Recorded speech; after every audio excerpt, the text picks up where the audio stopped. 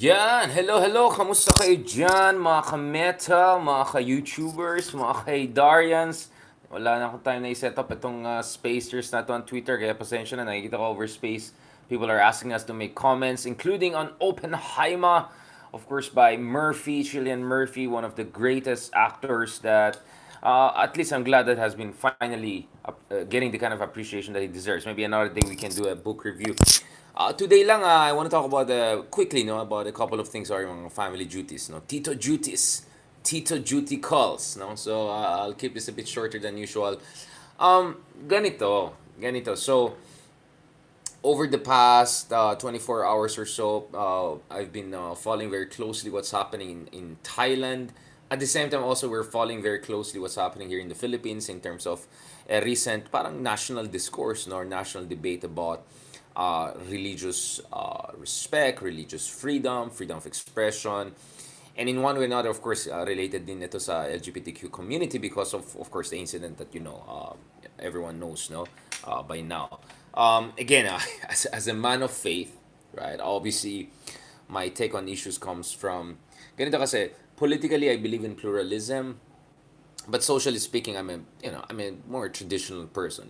Quite, I would say quite more conservative than many people suppose. So my ideas on family values, my ideas about respect about religious institutions, my ideas about having some basic rituals of respect and respecting the dignity of sacred values. So medyo conservative on this issue. Kaya uh, I don't believe in absolute freedom of expression, right? I believe that freedom of expression should not be abused also to make insults against the fundamental beliefs of certain people, beliefs that are very close to their heart. So whatever religions, religious background you have, no.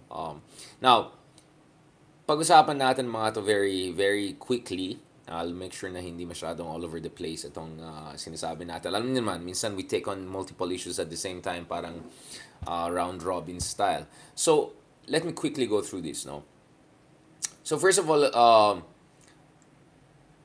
alam niyo na over the past 24 hours, no, there has been a lot of update about the situation dun sa Thailand, no? About, kasi this week na dapat ma-announce kung sino talaga magiging prime minister nila. And Pita, okay, that's how pala you pronounce it, not Pita. Pita, the very young prime ministerial candidate sa Thailand, he's really on the eve of announcing na he has formed a government together with Poi Thai Party, and is very optimistic that he has enough numbers in lower house and in Senate to push this through.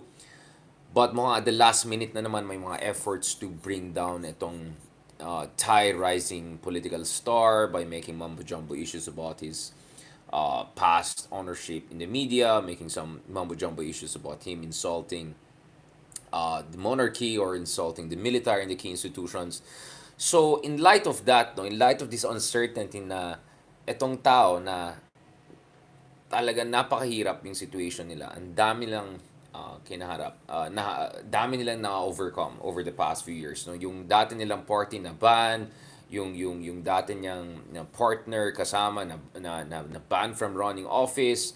So it's a second attempt at bringing more voice for the youth to the country. So he had actually a very emotional speech kanina, no? Na ang ganda ng quote sa kanya, no? Something along the lines of, when you're gonna vote tomorrow or later this week, make sure this reflects the hopes of the people rather than your own political interests and will, no. So the situation is quite tricky in Thailand, and having acknowledged that, may sinabi tayo yesterday dito, last night actually, over Twitter, may sinabi tayo na reminder lang ito sa opposition sa Pilipinas na please don't think that what we're facing is the worst in the world, that the disinformation problem you're facing is extremely unique, that ang opposition sa Pilipinas ang pinakakawawa, na kayo lang talaga nag-face ng problems. No, I was just saying, let's be honest, as much as, I have no illusions about trapo politics in the Philippines, political and election violence in the Philippines, as much as we acknowledge and we know that there's a disinformation problem in the Philippines, pero iba pa rin yung mga challenges na hinaharap ng ating mga hinaharap ng mga opposition, no?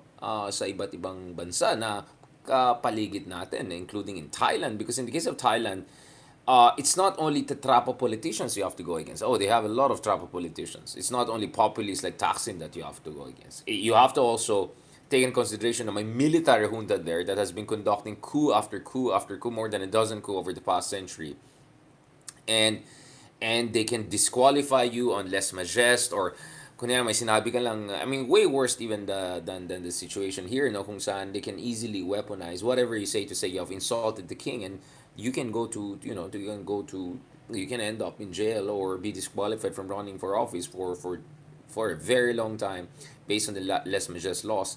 So grabe yung mga obstacles na meron yung opposition in countries like Thailand. In countries lang naman like Malaysia, multiple occasions the current Prime Minister Anwar Ibrahim was imprisoned, was marginalized, was denigrated, was attacked by, on things like sodomy charges, things that at least we don't have in the Philippines and it's anything like that, no?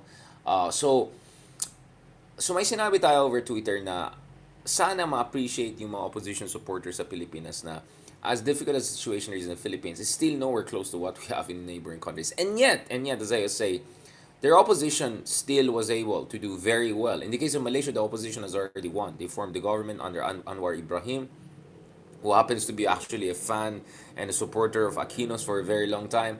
And in the case of Thailand, PITA, whose sister party in the Philippines is actually Akbayan, no? So the Future Forward Move Forward Party, it's a semi-social democratic party, so yung katapat nila sa Pilipinas Akbayan. They now have the most votes and are in the best position to form the next government, unless of course there's another major intervention by the military and all. So, yun po yung konteksto ng conversation natin. But then again, something weird happened kanina nung tinignan natin in Twitter first thing in the day. On one hand, it looks like some people who matter, people who know what they're doing, people who are part of opposition, may mga messages sa atin na very appreciative and sabi nila, yes, Professor Eden or Mr. Eden, Richard, whatever, we appreciate where you're coming from, and we hope that we learn the right lessons from our neighbors na have been able to secure a certain degree of electoral success, even if they're facing semi-dictatorship situations or really non-democratic institutions. Unlike in the Philippines is a problematic democracy, a besieged democracy, but we don't have the kind of problems they have in Thailand and Malaysia. And speaking of disinformation, I really suggest dun sa mga ibang supporters ng opposition or yung mga pasikat dyan or mga feeling magaling dyan, magbasa kayo, mag-research kayo, mag-comparative analysis kayo.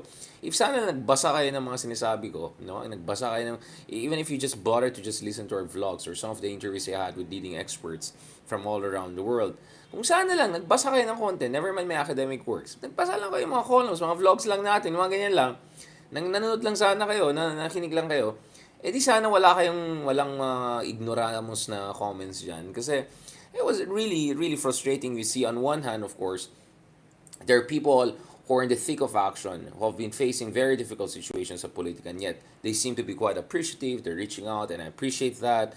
Honestly, I'm also looking forward to interview people like, former professor si Winnie Munsot. Hopefully, we can get people like that also on board. I'm thinking of also reaching out and getting former Professor Clarita Carlos again for our podcast and shows. So, I'm reaching out right and left. I'm very open. And when I make criticism, it's whatever camp you are, it's from a position of love, because I care for our democracy. And hindi ako into cancel culture, whether you work for this president or that president, as long as you're aware of what you have been doing, as long as you're honest about the shortcomings of each of this administration, as long as hindi ka fanatic, as long as hindi ka self-righteous and all of that, no problem. Let's continue the conversation. We're here to build bridges.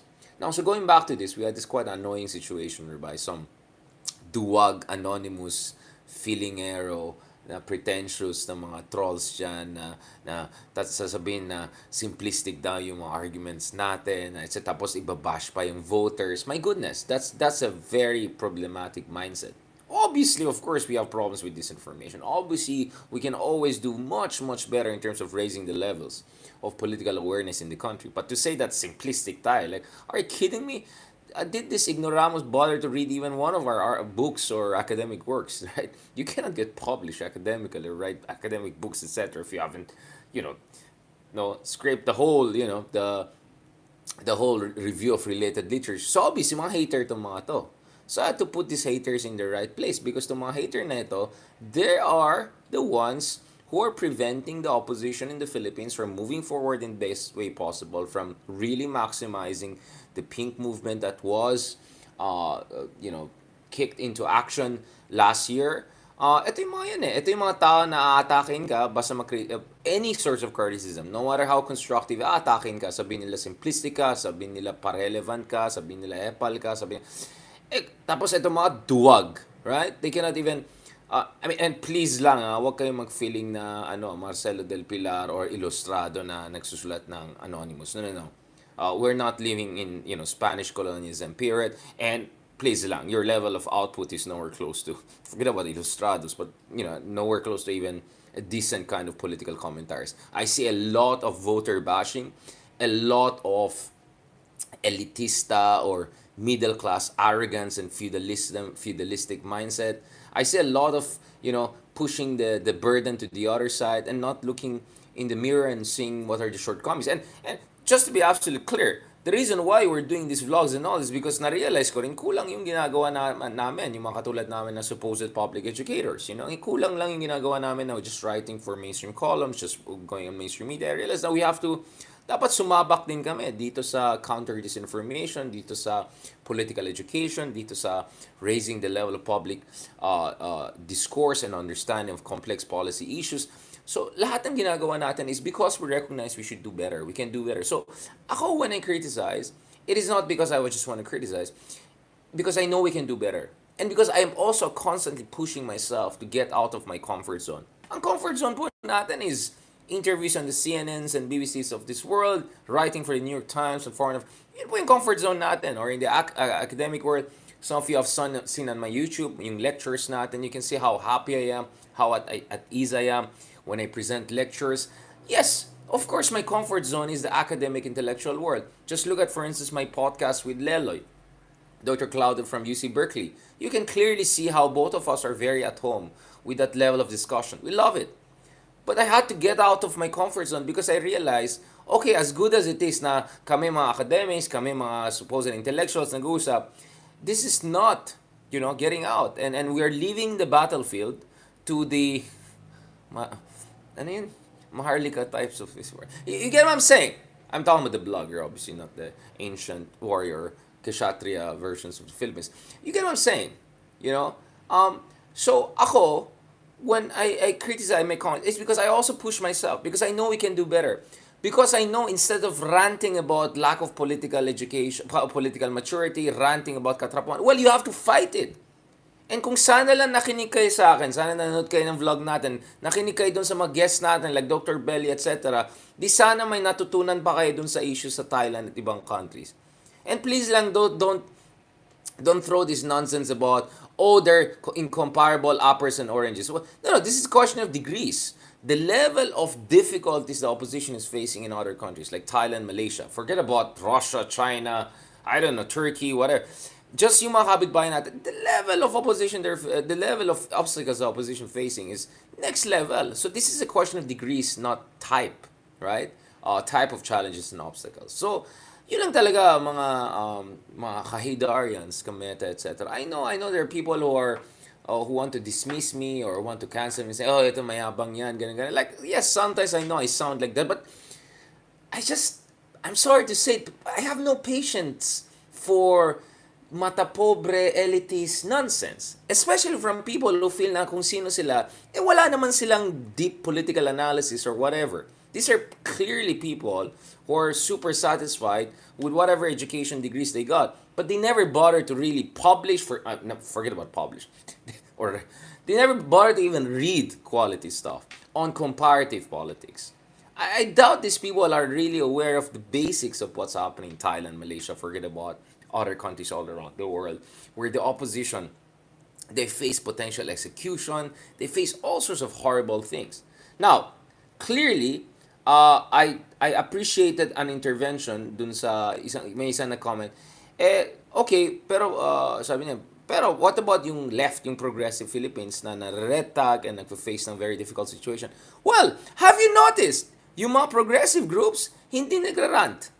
Have you noticed people like Walden Bello or Calyodi? Napansin mo ba? They never blame the voters. They never blame the voters. Their supporters, they're not toxic. They don't go out there and try to cancel culture. They always coming from the position of compassion. And guess what? Calyodis, Kawaldens, even the Rizzo Ontiveros of this world, instead of always saying, oh, kawawa tayo, tayong piyang. No, they go out there, they get inspired, and they inspire others. They're aware of the challenges that reformists and revolutionaries and progressives face, from Russia at the dawn of the 20th century to Russia of today with the Navalny's of this world. So when I talk about opposition, I really mean the mainstream liberal opposition. I hope they learn something from the left and the progressives who never whine, who never rant, who mobilize, who learn the best lessons possible from all different countries all around the world, right? And instead of engaging in cancel culture, they build coalitions. So, for instance, si PITA, in the case of Thailand, is trying to build a coalition with the Pheu Thai Party of Thaksin, even if he doesn't agree with their kind of populist katrapuan. Because you have to get the government together. You have to push for reforms. Or in the case, for instance, no, in the case, for instance, ng um, Malaysia, Anwar Ibrahim had to make some very difficult uh, political choices. Very difficult political choices. And kasama dun sa difficult political choices na yan is, teaming up with remnants of the Aung San regime, including his former nemesis and former co-party mates before, they try to marginalize him through all sorts of mumbo jumbo cases.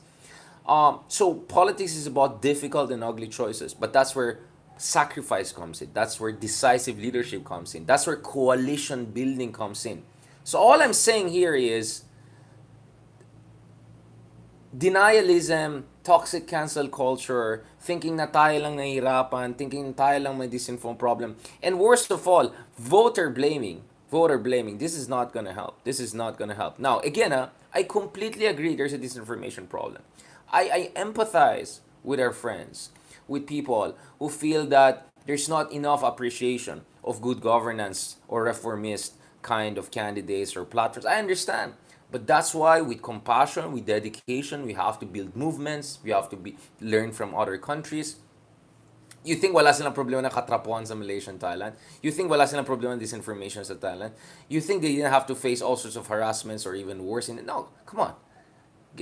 Come on. Seriously. Seriously. So, and I can even talk about Indonesia, which is an interesting case, which is even more similar to the Philippines. But all I'm saying, mga kameta, Kaspacers, is that compassion is very important.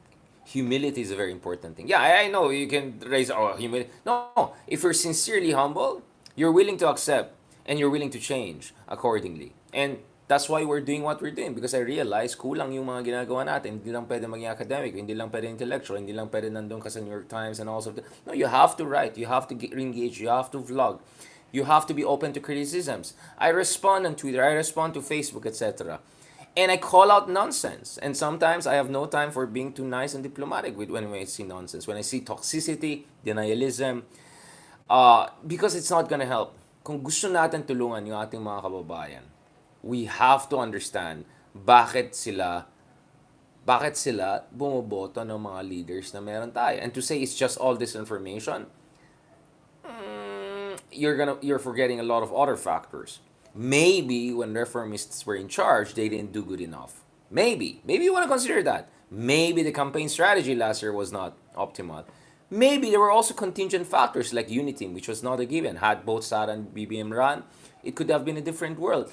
Maybe we're not learning enough from other guys. Maybe there are too many toxic vloggers, etc., so, which are giving a bad name to the opposition. So you have to get outside that echo chamber. You have to get outside those excuses and denialism. Again, it is real, but to explain the entire thing as disinformation, or in some cases, explain every entire thing as just SD card, I don't know, sa elections, I don't know. You're not gonna win over the Filipino people that way. You're not gonna be in a position of power to help people if you don't look at the very basics here. Alright? So, yun lang sinasabi ko. Ito na advice ko sa, manood kayo ng Navalny. Watch yung documentary Navalny sa HBO Go. Mura lang yung HBO Go, 200 pesos lang yan sa Globe every day. Wag na kayo manood kayo ng mga ng mga documentaries about these young leaders, opposition leaders, and look at what they have to deal with. Right? It's way worse. way way worse than many of people, who think that sila lang and or getting, you know what I'm saying, right? Connect the dots. Now, that's also the reason why I have tremendous amount of appreciation for people like Leila de Lima, Senator Leila de Lima, because of all opposition leaders, you could say that she has made the biggest sacrifice. Again, I'm talking about mainstream opposition leaders. Iba pang usapan yung mga naretag from left, from progressive groups. But in the mainstream opposition, Leila de Lima has made the greatest sacrifice, and that's why she deserves the greatest recognition, respect of any of the opposition leaders in terms of, again, in terms of the political sacrifice and courage aspect, etc. And how I wish that brave women like not only Leila de Lima but Rizal Tiveras, others get more attention, get more support, get more respect. And again, the whole point is this: sayang, last year ang daming na mobilized for the pink movement. Millions showed up on the street. I'm not sure what happened. Bakit walang follow through on this? Walang further mobilization on this. I don't know who slept on the wheel. I don't know who slept on the in terms of doing just the basics of of translating that into a long-term movement for good governance, and down the road also for electoral reform, and also for getting right people into office, not only at the national level, at the local level, barangay, sangguniang kabataan, kongreso, governor, yung mga different position, not necessarily in Luzon, could be in Visayas, Mindanao, etc. So there's ganito na lang. Let me end on this point. Last year we saw the potential of what opposition could be with all of those people showing up, with the whole pink movement. But over the past, we also saw that you cannot take that for granted. And that denialism, self righteousness, cancel culture, condescension towards voters, none of that is going to help to make the most out of the great movement for reform and good governance that was born last year, the so called pink movement. On that note, thank you very much, guys. I wanted to talk more about other issues and all, but I can already hear the church bells here. So I don't want to talk more politics and all out of respect. There's a church bell there. But of course, you know what other topic I wanted to talk about? Maybe another day. Yun lang. Yes, democracy tayo, less pluralistic tayo, pero sana naman, basic respect lang sa mga religious institutions natin, etc. We may not agree on religious doctrine or our theological arguments. It's okay, but basic respect lang, all right? Basic respect lang. Yun lang sana. On that note, thank you very much, and I'll talk to you guys soon. God bless. Salamat, guys. Thank you very much. I appreciate this. Very, very kind of you.